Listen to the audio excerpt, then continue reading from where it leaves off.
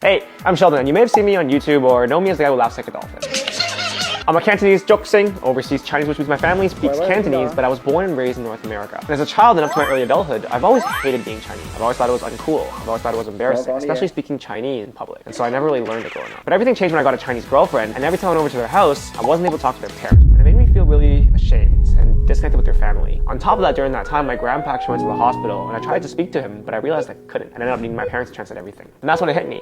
My whole life I thought rejecting my culture made me fit in more, but all it did was pull me further away from my roots, my family, and from myself. So I started to learn Mandarin. Nothing stuck.